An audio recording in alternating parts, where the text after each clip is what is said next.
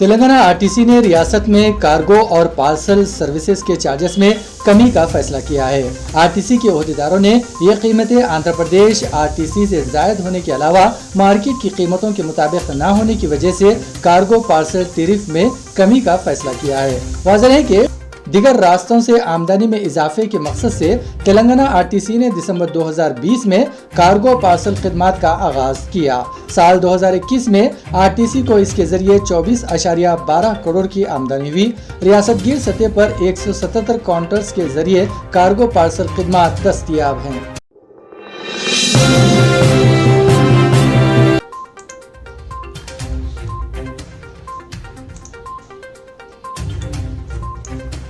तेलंगाना में कोरोना की सूरत हाल और हुकूमत की जानिब से इसकी रोकथाम के लिए किए जाने वाले इक़दामात का रियासती हाई कोर्ट ने आज जायजा लिया। इस मामले की समाअत के मौके पर महकमे सेहत की जानिब से रोजाना किए जा रहे RT-PCR रैपिड टेस्टों पर रिपोर्ट पेश की गई। इस मरहले पर अर्जी गुजार ने कहा है कि हुकूमत गलत आदाद शुमार पेश कर रही है। अर्जी गुजार ने अदालत के इल्म में ये बात लाई कि रियासत भर में कोरोना की शिद्दत की वजह से 3 दिनों के दौरान 1.70 लाख बुखार मुतासिरीन की निशानदेही की गई है। साथ ही अर्जी गुजार की वकील ने कहा है कि घर घर फीवर सर्विस के दौरान जो किट्स आवाम को फराहम किए जा रहे हैं, इनमें बच्चों को दी जाने वाली दवाएं नहीं है, जिस पर एडवोकेट जनरल ने अदालत से कहा है कि हुकूमत वक्तन फौक्तन कोरोना की रोकथाम के लिए इक़दाम कर रही है। उन्होंने कहा कि रियासत भर में कोरोना की मुस्बित शरह 3.16% ही है, इसीलिए रियासत में रात के कर्फ्यू के निफाज की जरूरत नहीं है। तेलंगाना के director medical and health doctor Srinivas Rao ने कहा है कि तेलंगाना में कोरोना वायरस के इतने केसेस दर्ज नहीं हो रहे हैं, इसके लिए रात का कर्फ्यू नाफिज किया जा सके। मीडिया से गुफ्तगू करते हुए उन्होंने कहा कि कोरोना वायरस के केसेस 10% दर्ज होने पर ही रात के कर्फ्यू नाफिज करने की जरूरत पड़ेगी। रियासत में फिलहाल कोरोना के मुस्बित केसों की तादाद 3.16 तक दर्ज हुई है और किसी भी जिले में 10% केस दर्ज नहीं हुए हैं। 2,60,000 अफराद में एहतियाती इक़दाम के तहत अद्वियात दिए गए हैं।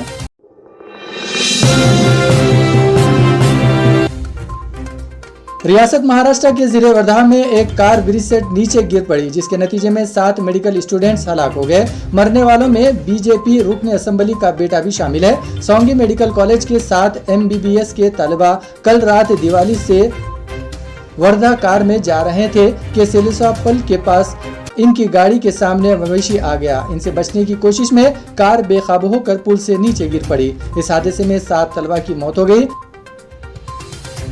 विजय रंगड़े के फर्जंद ओशे रंगड़े भी शामिल है। वजीर आजम नरेंद्र मोदी ने इस हादसे पर गहरे रंज का इजहार करते हुए मोहलिकीन के अरकान खानदान के लिए फीकस 2 लाख रुपए का मुआवजा किया।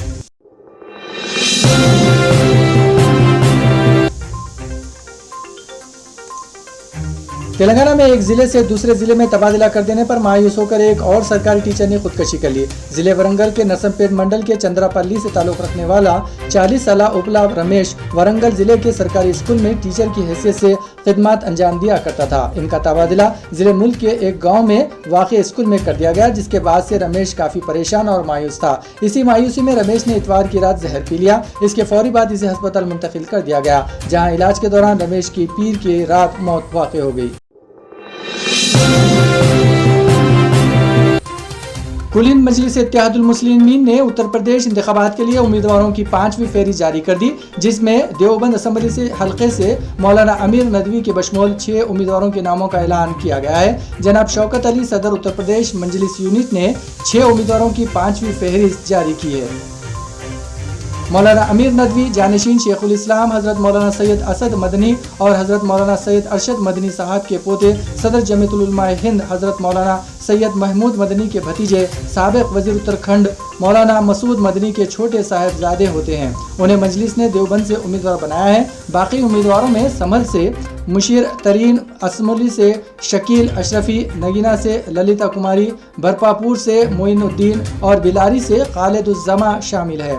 इससे कबल मजलिस की जानिब से उम्मीदवारों के नामों की 4 फहरिस्तें जारी की गई, जिसमें 28 उम्मीदवारों के नामों का ऐलान किया गया है। मजलिस के टिकट पर इंतखाबात में हिस्सा लेने वाले उम्मीदवारों में 4 गैर मुस्लिम शामिल है।